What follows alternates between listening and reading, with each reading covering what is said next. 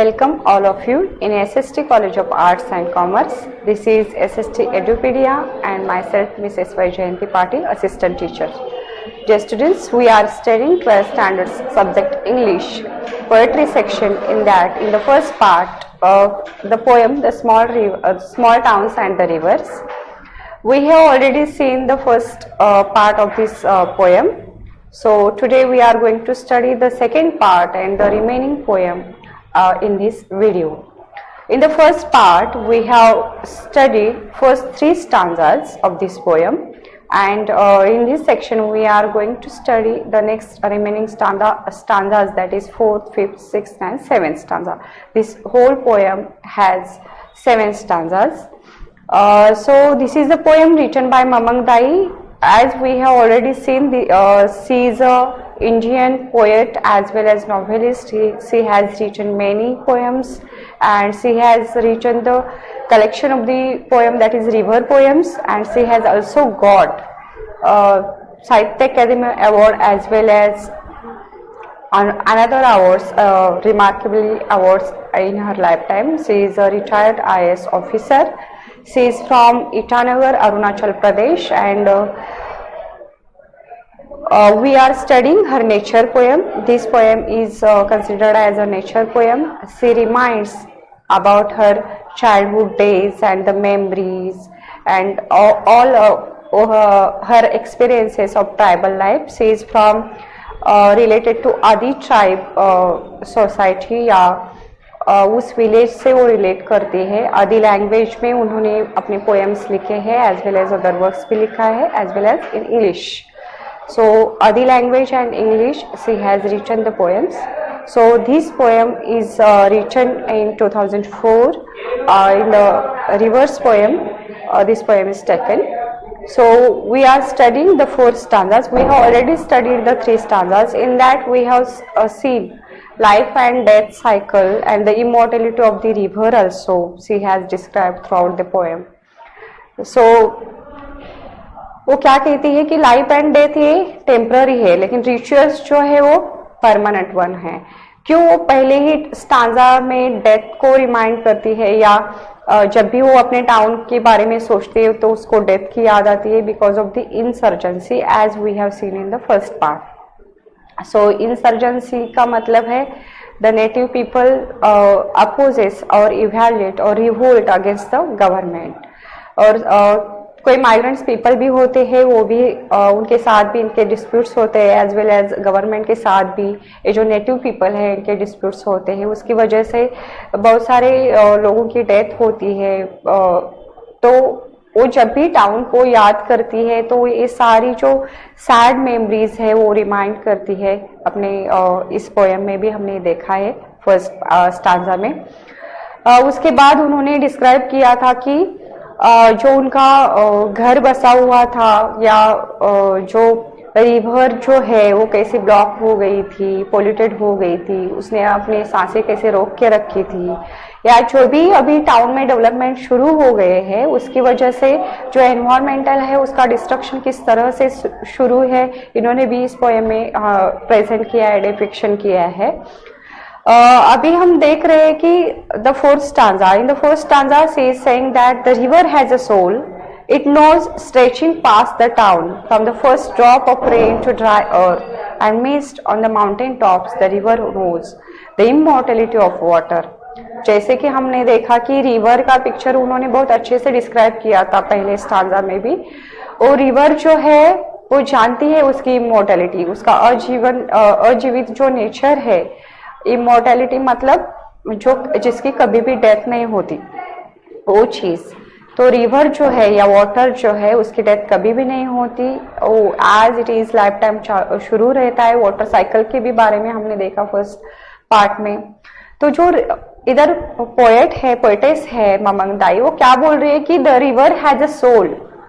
वो पर्सोनिफाइज कर रही है इधर जो ह्यूमन क्वालिटी है, जो जीवितनेस की या अलाइवनेस की, वो रिवर को दे रही है. वो बोल रही है कि the river has a soul. It knows stretching pass the town from the first drop of rain to dry earth and mist on the mountain tops. The river knows the immortality of water. जैसे हमने देखा कि summer season में पूरे जो course होता है या पाथ होता है पूरा रिवर का, वो ड्राइवन होता है, वो टोरेंट ऑफ ग्रीप से वो आगे बहती है, लेकिन वो भी राह देखती है। बारिश की पहली बूंद जब भी अर्थ पे गिरती है तो उसकी वजह से जो वाटर की मोटिलिटी है उधर भी हमें दिखाई देती है। बारिश होने के बाद रिवर का जो कोर्स है वो फुल फ्लो से बहता है, वो फिर वो फर्स्ट ड्रॉप के लिए वो तरसती है, वो वेट करती है, वो अपनी सांसें रोक लेती है। इसका और भी मतलब हमने देखा था कि जो भी डेवलपमेंट हो रही है अभी भी हमारे टाउन में, कि सारे लोग जो है वो कचरा वगैरह जो है, गार्बेज है, वो रिवर्स में फेंकते हैं, तो उसकी वजह से रिवर्स जो है वो ब्लॉक हो चुकी होती है, तो बहते नहीं है। As well as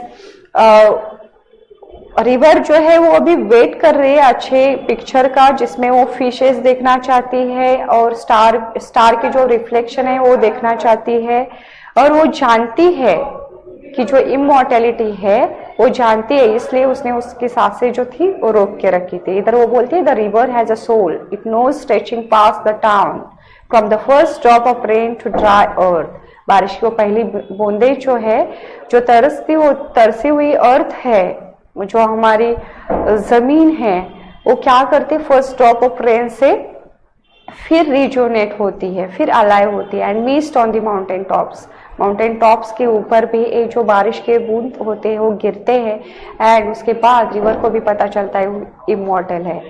here she is also describing the water cycle of the water cycle or life and death cycle is also she is describing. So you can read the analysis of stanza number 4. In the fourth stanza of small towns and the river, Mamangdai repeats the river has a soul. जैसे कि उन्होंने 3 stanza में भी ये first line repeat की थी। इसका मतलब वो रिपीटेशन क्यों करना चाहती है, वो एम्फेसिस करना चाहती है, वो स्ट्रेस देना चाहती है इस पॉइंट के कि the river has a soul. The river knows about the town where death lays her icy hands. Her knowledge isn't limited to towns only. She knows the first drop of rain that revives the dry earth, and the mist on the mountain tops that circles the mountain like a scarf. इधर आप picture भी देख सकते हैं, जब बारिश की पहली बूंदे होते हैं माउंटेन टॉप्स के ऊपर गिरते हैं तो कितना अच्छा नज़ारा हमें देखने को मिलता है। तो वाटर साइकिल जैसे हमने पहले डिस्क्राइब की, इधर इस स्टांजा में भी उन्होंने डिस्क्राइब की है। She is aware of the immortality of water in this way the poet has immortalised the river. जैसे कि रिवर जानती है उसकी इमॉर्टलिटी नेचर, वो कभी भी डेथ नहीं होती, वाटर कभी भी खत्म नहीं होता, वो किसी न किसी तरह से मे बी समर सीजन में वो इवेपोरेट होकर क्लाउड में स्टोर होता है, उसके बाद रेनी सीजन में फिर से बरसता है, रिवर में समा जाता है, फ्लड आता है। इन शॉर्ट वाटर कभी भी खत्म नहीं होता, वैसे ही रिवर जो है वो इमॉर्टल है, वो भी कभी खत्म नहीं होती। So we will see the fifth stanza. A shrine of happy picture marks the days of childhood. Small towns grow with anxiety for the future. The dead are placed pointing west. When the soul rises, it will walk into the golden east, into the house of the sun. Here, अभी जो poetess है मामंगदाई, वो अपने बचपन की यादें अभी याद कर रही है। The shrine of happy picture. Shrine का मतलब है होली प्लेस। ओके तो उन्होंने जो अपना बचपन जो गुजारा था, वो चाइल्डहुड डेज गुजारे थे उनके टाउन में, वो अभी याद कर रही है।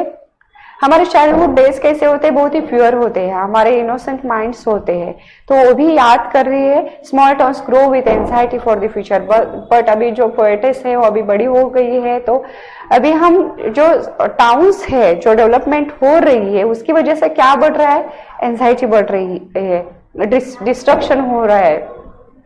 प्रोग्रेस के नाम के ऊपर जो डिस्ट्रक्शन नेचर का शुरू है, उस पे भी ये सटारिकली इधर बोल रही है, क्योंकि ये जो पोएटेस है वो थ्रू आउट हर लाइफ, उन्होंने जो चाइल्ड डेज थे या उनके जो पहले बचपन के जो डेज थे, उन्होंने हैप्पीली गुजारे थे उनके टाउन में नेचर के साथ। अभी भी ये जो पोएटेस है वो अपना जो नॉर्थ ईस्टर्न रीजन है उसको रिप्रेजेंट कर रही है, तो वो बोल रही है कि उनके जो चाइल्डहुड डेज है नेचर के साथ उन्होंने गुजारे हैं, लेकिन अभी डेवलपमेंट जो हो रही है उसकी वजह से नेचर का डिस्ट्रक्शन हो रहा है, डिफॉरेस्टेशन हो रहा है। तो ऑब्वियस है जो एंजाइटी है या जो भी बैड इम्पैक्ट्स हो रहे हैं वो हमें हमारे फ्यूचर में फेस करने ही हैं। तो small towns grow with anxiety, लेकिन अभी जो हमारे टाउन्स है वो उधर क्या बढ़ रही है, एंजाइटी बढ़ रही है, हम सेटिस्फाइड नहीं हैं, पोल्यूटेड एरिया है, बहुत सारे हेल्थ इश्यूज हम फेस कर रहे हैं। The dead are placed pointing west when the soul rises. Here north eastern region में जो बिलीफ इधर लोग रखते हैं, उनके ट्राइबल लाइफ में जो बिलीफ है, जैसे कि कोई भी व्यक्ति की डेथ हो जाती है तो उनको वेस्ट के साइड पे प्लेस या सुलाया जाता है, उनका जो हेड होता है वो वेस्ट के साइड करके रखते हैं, जैसे कि उनकी आत्मा फ्री हो जाती है, उनको मोक्ष प्राप्ति मिलती है, या शरीर को उसकी उनकी आत्मा छोड़ देती है तो आत्मा जो है वो कौन से डायरेक्शन में जाती है, ईस्ट डायरेक्शन में जाती है। और आपको मालूम है कि ईस्ट में हमारा सन जो है वो अराइज होता है, और जो ईस्ट की जो डायरेक्शन है वो बहुत ही शुभ मानी जाती है, वो गोल्डन ईस्ट मानी जाती है, जिधर गॉड का हाउस है। और इन शॉर्ट गॉड का हाउस कौन सा है, हेवन है। It will walk into the golden east, into the house of the sun. जो हाउस ऑफ द सन है ये हेवन है। तो उनका ये बिलीफ है, जब भी कोई किसी डेथ बॉडी को सुलाया जाएगा, वो स्लेप किया जाएगा और प्लेस किया जाएगा, तो उनका जो हेड है या सर है वो वेस्ट की तरफ होने चाहिए। और जब भी उनको मोक्ष प्राप्ति होगी या जब भी वो उनकी बॉडी को छोड़कर आत्मा जो है इस डायरेक्शन में उड़ जाएगा, तो सीधे उसका एंट्री जो है वो किस डायरेक्शन में एंटर करेगा, ईस्ट डायरेक्शन में। और जो ईस्ट डायरेक्शन है वो गोल्डन वन है, क्योंकि वो गॉड की डायरेक्शन है, इसमें एंटर करेगा तो हेवन में वो चला जाएगा, ऐसी इनकी बिलीफ है। So we will see the analysis of the fifth stanza. The fifth stanza of Small Towns and the River presents another contrast. Firstly, Mamangdai refers to the shrine of happy picture of childhood. Childhood is the beginning stage of life. The happy picture of one's childhood remind her of the purity of the soul and its dawn. जैसे मैंने आपको बताया, जो हमारे childhood memories होते हैं या days होते हैं बहुत ही इनोसेंट एंड प्योर होते हैं। सो ये प्यूरिटी ऑफ द सोल है, वो रिमाइंड करती है, हमारी जो स्पिरिचुअलिटी है वो जानती है उसके बारे में। That is why she compares the childhood days to a shrine. वो चाइल्डहुड डेज जो है, बचपन के दिन है, वो किससे कंपेयर कर रही है, श्राइन से, होली प्लेस से कंपेयर कर रही है। In contrast small towns grow anxious about the future. और उसके साथ ही एक कॉन्ट्रास्ट पिक्चर भी वो डिस्क्राइब कर रही है इधर, जो एंजियस वन है, जिधर हम कंफर्टेबल लाइफ नहीं जी पाते। It is the first anxiety about the death that ईगरली awaits in the future.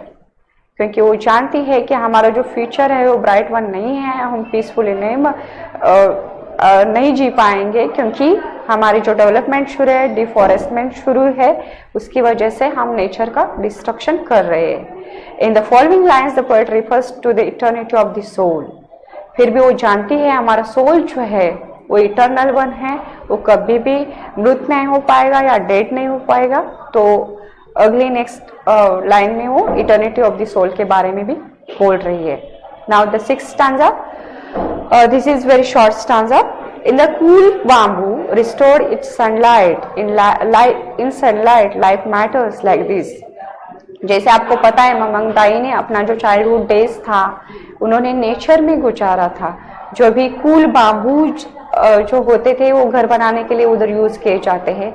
एक कूल बाम्बू क्या करते हैं, जब भी समर सीजन होता है तो जो उसका घर बनाया होता है, बाम्बू से घर बनाया होता है, बहुत ही उधर अच्छा महसूस होता है, एटमॉस्फेयर बहुत ही कूल मन दिखता है। जैसे कि सनलाइट आती है अंदर तो दिन भर लाइट्स की कोई जरूरत ही नहीं रहती। तो हमें इधर पॉजिटिव पिक्चर दिखाई देता है। जो नॉर्थ ईस्टर्न रीजन में जो घर बनाए जाते हैं वो बाम्बू के बनाए जाते हैं। जैसे कि आप देख सकते हैं, इधर दो पिक्चर है, इधर एक सीमेंट का घर है और दूसरी तरफ बाम्बू का घर हुआ है। जो बाम्बू का घर है, जिस हाउस में मोमंगदाई ने अपने चाइल्डहुड डेज इधर स्पेंड किए, तो उनको पॉजिटिव वाइब्स इधर मिलते हैं। लेकिन अभी डिस्ट्रक्शन जो शुरू है टाउन में डेवलपमेंट के नाम के ऊपर या प्रोग्रेस के नाम के ऊपर, तो बहुत ही पॉल्यूटेड हो रहा है हमारे टाउन्स। और जो सीमेंट्स के घर बन रहे हैं वो कभी भी हमें कूलनेस नहीं देते हैं। जिस घर में हमें शांति मिलती है, पीस ऑफ माइंड मिलता है, वो बाम्बू के घर में मिलती है, ऐसे इधर पोएट बोल रहे हो। क्या बोल रहे हैं इधर? लाइफ मैटर्स, लाइफ मैटर करते हैं इस सिचुएशन में। So this is the analysis of 6th stanza, small towns and the rivers by Mamang Dai. The meaning of life and its importance in this short stanza, according to the poet, life is like the sunlight that warms the cool bamboo. हमारी जो life है वो sunlight से इधर compare की गई है, जो कूल बाम्बू को कूल बाम्बू इधर रिप्रेजेंट करती है. It's tempered and still beautiful. Temporary है लेकिन बहुत ही ब्यूटीफुल है. Moreover the cool bamboo is a reference to the body and sunlight is a symbol of the soul. Sunlight इधर सोल से कंपेयर की है और जो बाम्बू है वो हमारे बॉडी से कंपेयर किया है जो टेम्पररी वन है. Apart from that the poet says sunlight is important to any living plants. Likewise life is also important for keeping the spirit of the universe is life.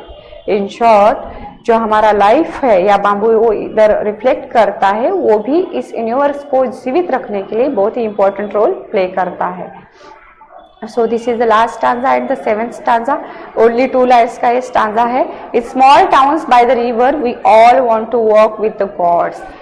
ममंग दाई इस last 2 lines में ये बताती है, फिर भी वो hopeful है. पहले हमने देखा कि उन्होंने बहुत ही सैड पिक्चर इधर डिस्क्राइब किया है, कॉन्ट्रास्ट डिस्क्राइब किया है, बहुत ही एंजियस नोट पे उन्होंने बहुत सारे एलिमेंट्स इधर डिस्क्राइब किए थे. लेकिन लास्ट 2 लाइन्स में वो होपफुल है. किसके बारे में? Small towns by the river. जो स्मॉल टाउन है उनका, जिधर रिवर बहती है, ब्रह्मपुत्रा रिवर जो नॉर्थ ईस्ट रीजन में बहती है, वो उनके साथ है. वो क्या बोल रहे हैं? We all want to walk with gods. वो चाहती है कि हम हमारे जो जैसे हम हमारा बर्थ हुआ है तो अभी भी ऐसे हमारी डेथ भी होगी. तो उनको मालूम है कि हम फिर भी नेचर में ही समा जाएंगे. जैसे कि हमारा नेचर कौन सा है, हमारा गॉड कौन सा है? नेचर है.